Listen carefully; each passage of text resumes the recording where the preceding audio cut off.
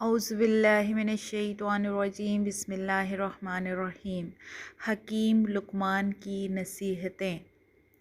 اللہ تعالیٰ نے سورہ لقمان میں حضرت حکیم لقمان رحمۃ اللہ علیہ کی ان قیمتی نصیحتوں کا ذکر فرمایا ہے جو انہوں نے اپنے بیٹے کو مخاطب کر کے بیان فرمائی تھیں۔ یہ حکیمانہ اقوال قرآن کریم میں نقل کیے گئے تاکہ قیامت تک آنے والے انسان ان سے فائدہ اٹھا سکیں۔ سب سے پہلی نصیحت جو انہوں نے اپنے بیٹے کو کی تھی وہ تھی، اے میرے بیٹے، اللہ کے ساتھ شرک نہ کرنا، یقین جانو شرک بہت بڑا ظلم ہے۔ دوسری نصیحت تھی، والدین کے حقوق اللہ کی عبادت کی طرح اہم ہیں اور اسلامی طرز حیات میں والدین کا احترام بے حد اہم ہے۔ والدین کے حقوق کا خیال رکھنا ہے، یہ ان کی دوسری نصیحت تھی۔ تیسری نصیحت جو انہوں نے اپنے بیٹے کو فرمائی، اس بات کا یقین رکھا جائے کہ آسمان و زمین اور اس کے اندر جو کچھ ہے اس کے ایک ایک ذرے سے اللہ جل شانہ اچھی طرح واقف ہیں، کوئی چیز بھی ان سے مخفی نہیں۔ چوتھی نصیحت تھی، بیٹا نماز قائم کرو۔ پانچویں نصیحت، نیکی کا حکم دو اور برائی سے روکو۔ چھٹی نصیحت، دین پر چلنے اور اس کو دوسروں تک پہنچانے میں جو مشکلات سامنے آئیں ان پر صبر کریں۔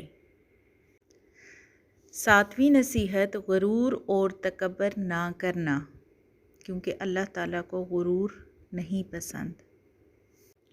آٹھویں نصیحت، زمین پر کبھی اکڑ کر مت چلنا، بے شک اللہ تعالیٰ کسی مغرور اور شیخیاں بگاڑنے والے شخص کو پسند نہیں فرماتا۔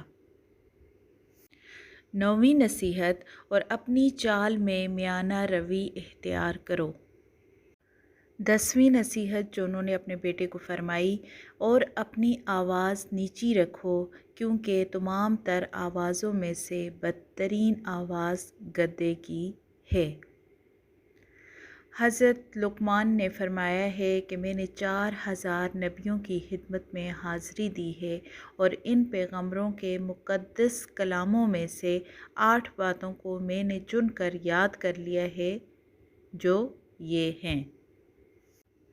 جب تم نماز پڑھو تو اپنے دل کی حفاظت کرو۔ دوسری بات، جب تم کھانا کھاؤ تو اپنے حلق کی حفاظت کرو۔ تیسری بات، جب تم کسی غیر کے مکان میں رہو تو اپنی آنکھوں کی حفاظت کرو۔ چوتھی بات، جب تم لوگوں کی مجلس میں رہو تو اپنی زبان کی حفاظت رکھو۔ پانچویں بات، اللہ تعالیٰ کو ہمیشہ یاد رکھو۔ چھٹی بات جو تھی وہ، اپنی موت کو ہمیشہ یاد کرتے رہا کرو۔ ساتویں بات، اپنے احسانوں کو بھلا دو، کبھی کسی پر احسان مت جتلاؤ۔ اور آٹھویں اور سب سے آخری بات، دوسروں کے ظلم کو فراموش کر دو، بھول جاؤ۔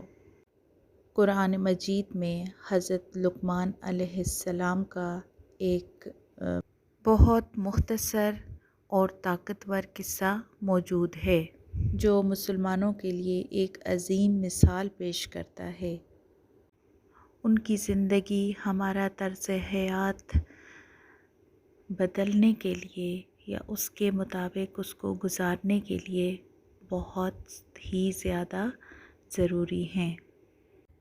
یہ نصیحتیں نوجوان نسل کو سنوارنے کے لیے بھی بہت زیادہ مفید اور فائدہ مند ہیں۔ اللہ تعالیٰ ہمیں توفیق دے کہ ہم اپنی زندگی کو حضرت لقمان علیہ السلام کی نصیحتوں اور ان کی باتوں کے مطابق گزار سکیں۔ آمین۔ جزاک اللہ۔